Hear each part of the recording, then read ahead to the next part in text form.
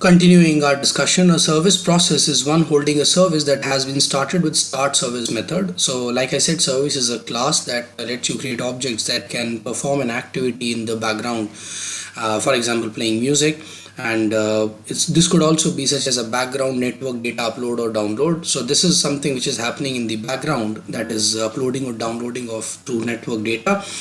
And the system would like to keep these things under process, but if required, because they have the third level of importance, they might be terminated by the system. And the fourth one is a cached process, is one that is not currently needed. For example, if you open an app and just spend a couple of seconds with the app and then press the home button, the app goes into can go into cached process. It can be considered as cached process. There is no current activity that is running in the app. There is no background service or any broadcast receiver that is activated in the app. So this will be considered a cached process, and it will be killed in the fourth. This has the maximum chances of getting killed by the system. These processes often hold one or more activity instances that are not currently visible to the user.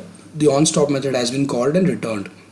Provided they implement their activity lifecycle correctly, when the system kills such processes, it will not impact the user experience when returning to that app. It can restore the previously saved state. So if you have implemented your activity lifecycle and you have read about it and you have executed your app in accordance with the terms of activity lifecycle, then the basics like restoring the previously saved state will happen automatically, and you don't have to worry about it.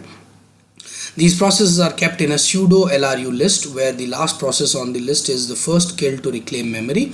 The exact policy of ordering on this list is an implementation detail of the platform, but generally it will try to keep more useful processes when hosting the user's home application, the last activity they saw, etc., before other types of processes.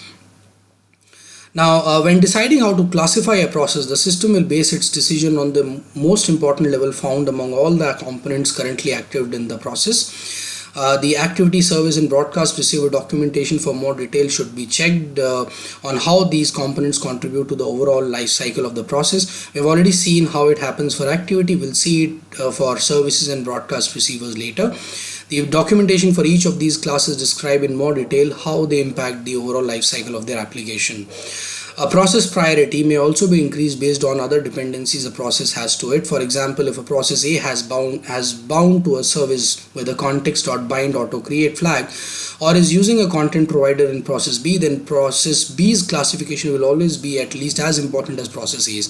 So not to discuss too much of it right away, but just to give you an idea, if there is a process that is executing a service with a flag that is bind auto create, or there is a content provider in process B, a process B which is providing content to process A, then process B's classification will be as important as process A's, right?